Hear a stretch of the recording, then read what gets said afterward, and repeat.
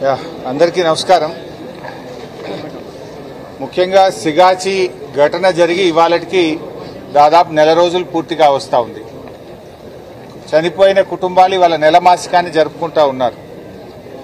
కానీ ఈ ప్రభుత్వం పూర్తిగా నిర్లక్ష్యం వహించి అసలు ఈ ఘటనను తూతూ మంత్రంగా ముగించే ప్రయత్నం చేస్తూ ఉన్నారు. ముఖ్యమంత్రి గారు సంఘటనా స్థలానికి వచ్చి ₹1 కోటి ఎక్స్గ్రేషియా ప్రకటించి వెళ్లారు. నెల రోజులైంది, ఒక్కరికి కూడా ₹1 కోటి రాలేదు.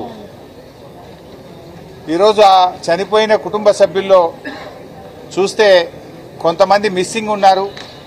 మిస్సింగ్ అనేది ఏం లేదు, కనీసం వాళ్ళ బొక్కలు కూడా దొరకలేదు, కాలి బూడిదైపోయారు. బూడిదైపోతే కనీసం వాళ్ళకి శవాలను కూడా ఇవ్వలేదు. ఫోటో ఉందా బాబు, అది అట్ట పెట్టలేదు. శవాలను కూడా ఇవ్వలేదు. వాళ్ళు పాపం అంతిమ కార్యక్రమాలను కాలిపోయిన బూడిద, ఆ కంపెనీలో కాలిపోయిన బూడిద తీసుకుపోయి కార్యక్రమాలు జరుపుకొని ఆ బూడిదను గోదావరి నదిలో బాసర దగ్గర కలుపుకున్నామని కళ్ళనీళ్లు పెట్టుకుంటా ఉన్నారు. ఇంత హృదయ విదారకమైనటువంటి పరిస్థితి ఉన్నది. ఇవాళ మొత్తంగా చనిపోయినటువంటి వాళ్ళు 54 మంది. ఉమ్మడి ఆంధ్రప్రదేశ్లో మన రాష్ట్రంలో ఎప్పుడూ ఒక కంపెనీలో ఇంతమంది కాలిపోయి మాడి మసైన పరిస్థితి లేదు. 54 కుటుంబాలు చనిపోతే ప్రభుత్వ స్పందన అత్యంత దయనీయంగా ఉంది, బాధ్యతారహిత్యంగా ఉన్నది. ఈరోజు ఇవాళ మేము ఆ కుటుంబాలతో మాట్లాడాం. మన నర్సాపూర్ నియోజకవర్గానికి చెందిన సిల్వేర్ రవి, ఆ కుటుంబం మిస్సింగ్ కుటుంబం. వాళ్ళ ఫ్యామిలీ మెంబర్స్ కిషోర్ అని వాళ్ళ బ్రదర్ ఇన్ లా వచ్చాడు ఇక్కడికి. ఆయన చెప్తున్నాడు, ఎంత తిరిగినా కూడా పట్టించుకోవట్లేదు. అరే మాకు డెత్ సర్టిఫికేట్ ఎప్పుడు ఇస్తారు, ఎక్స్గ్రేషియా ఎప్పుడు ఇస్తారు అని అడిగితే ఎస్ఎల్బీసీ చూడలేదా, ఎస్ఎల్బీసీలో ఇంకా శవమే బయటకు రాలేదు, మీకు బూడిదనైనా దొరికింది, ఏం తొందరపడతారు పోండ్రి అని అత్యంత బాధ్యతారహిత్యంగా అమానవీయంగా మాట్లాడుతున్నారని కిషోర్ అనే అబ్బాయి ఉన్నాడు ఇక్కడే. ఆ కిషోర్ చాలా బాధతో చెప్పడం జరుగుతూ ఉంది. అదేవిధంగా సోహెల్ అన్సారీ, జార్ఖండ్ రాష్ట్రానికి చెందినటువంటి వ్యక్తి, వారు కూడా ఇక్కడ ఉన్నారు. చాలా మంది ఉన్నారు కానీ 2-3 ఎగ్జాంపుల్స్ చెప్తాను. నేను బీహార్ నుంచి ఇక్కడికి రావాలంటే వచ్చిపోయినప్పుడల్లా 30,000 ఫ్లైట్ కిరాయి అవుతుంది. మా అమ్మ నాన్న ఒకసారి వచ్చిపోయాడు, నేను ఒకసారి వచ్చాను, వచ్చినప్పుడల్లా 30-40 వేల ఖర్చు అవుతుంది. అసలు ఎప్పుడు ఎక్స్గ్రేషియా ఇస్తారు, ఎప్పుడు డెత్ సర్టిఫికేట్ ఇస్తారు, మాకేం అర్థం కాకుండా ఉన్నది అని చెప్పి అన్సారీ కళ్ళనీళ్లు పెట్టుకుంటున్నటువంటి పరిస్థితి. మొయినుద్దీన్ ఖాన్ అని చెప్పి బీహార్ రాష్ట్రం, మొయినుద్దీన్ ఖాన్ ఇక్కడ ఉన్నాడు. 28 రోజుల నుంచి ఆఫీసుల చుట్టూ తిరుగుతా ఉన్నాను, 3 నెలలు అయిద్దో తెలియదు, 6 నెలలు అయిద్దో తెలియదు, ఏడాది అవుతుందో తెలియదు అని ఏమీ చెప్పట్లేదు సార్, మాకంతా అయోమయంగా ఉంది అని చెప్పి మొయినుద్దీన్ ఖాన్ బాధపడతా ఉన్నాడు. ఆంధ్రప్రదేశ్ రాష్ట్రానికి చెందిన అనిరుద్ అనే అబ్బాయి ఉన్నాడు ఇక్కడ.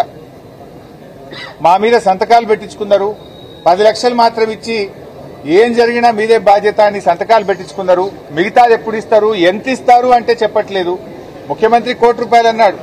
అధికారులను అడిగినా, కంపెనీ వాళ్ళని అడిగినా ఎంత ఇస్తారు అంటే చెప్పడం లేదు, ఎప్పుడు ఇస్తారు అంటే చెప్పడం లేదు. మాకేం అర్థమైతలేదు సార్, మమ్మల్ని ఆదుకోండి అని చెప్పి ఆంధ్రప్రదేశ్ చెందిన అనిరుద్ ఇక్కడ మాట్లాడుతూ ఉన్నారు. అదేవిధంగా సతీష్ కుమార్, ఉత్తరప్రదేశ్ రాష్ట్రం, DNA టెస్ట్ చేస్తే ఒక ముద్ద ఇచ్చిండ్రు. మా నాన్న ఆనవాళ్లు కూడా లేవు. ఒక ముద్దను తీసుకుపోయి మేము కార్యక్రమాలు చేసుకున్నాము. అయితే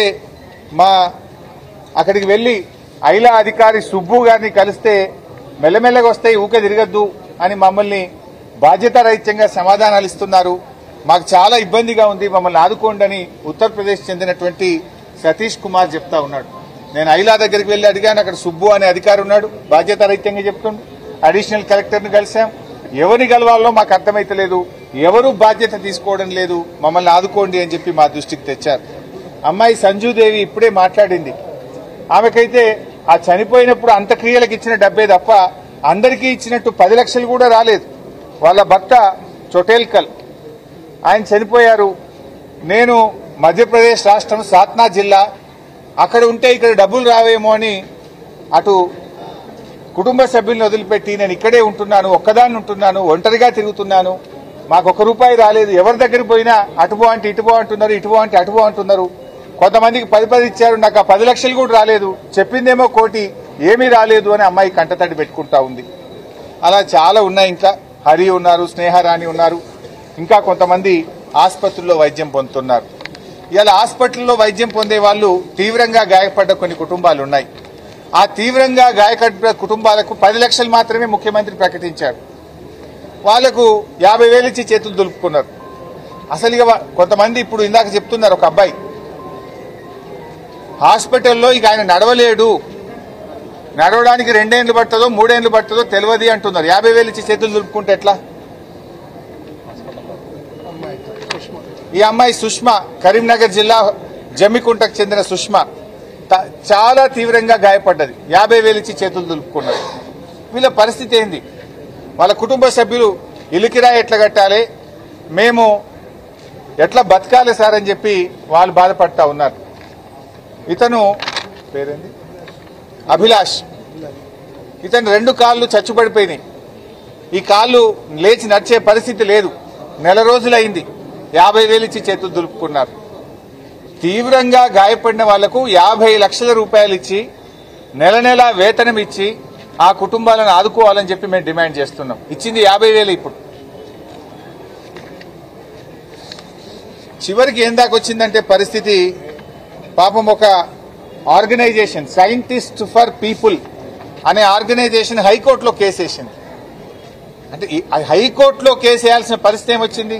రాజకీయ సంస్థలు కాదు, రాజకీయ పార్టీలు కాదు, రాజకీయ నాయకులు కాదు, స్వచ్ఛంద సంస్థలు, సోషల్ ఆర్గనైజేషన్స్ ఈ కుటుంబాలను ఆదుకోండి అని చెప్పి హైకోర్టులో రిట్ పిటిషన్ వేసి వీళ్ళ తరఫున పోరాడే పరిస్థితి వచ్చింది. అంటే ప్రభుత్వం ఫెయిల్ అయితేనే కదా హైకోర్టుకు పోవాల్సి వచ్చేది. ప్రభుత్వం మంచిగా పట్టించుకుంటే ఎందుకు హైకోర్టుకు పోతారు? సైంటిస్ట్ ఫర్ పీపుల్ అనే ఆర్గనైజేషన్ ఈరోజు హైకోర్టుకు వెళ్లి ఆ కుటుంబాలను ఆదుకోండి అని చెప్పి పోరాటం చేసే పరిస్థితి ఏర్పడ్డది. ఇది పూర్తిగా ఈ ప్రభుత్వం యొక్క వైఫల్యం. ఇంకా బాధ కలిగేది ఏంటంటే, అసలు మరణించిన వాళ్ళెందరూ, క్షతగాత్రులు ఎందరు అనే సమాచారం అధికారికంగా ఈ రోజు వరకు ప్రకటించలే. కరెక్ట్ లెక్క ఎందరు చనిపోయినరు, ఎందరు తీవ్రంగా గాయపడ్డారు, ఎందరు తక్కువగా గాయపడ్డారు, ఆ వివరాలే ఈ రోజు వరకు అఫీషియల్ గా చెప్పట్లేదు. తర్వాత మృతుల్లో ఎంతమందికి డబ్బులు ఇచ్చారు, గాయపడ్డ వాళ్ళకి ఎంతమందికి డబ్బులు ఇచ్చారు, ఎవరెవరికి ఎంత ఇచ్చారో చెప్పిందా ఈ రోజు వరకు? అఫీషియల్ గా ఎందుకు గవర్నమెంట్ చెప్పడం లేదు? ఎందుకు దాచిపెట్టే ప్రయత్నం చేస్తున్నారు? చనిపోయిన వాళ్ళ పేర్లేంది, ఎవరెవరికి ఎంత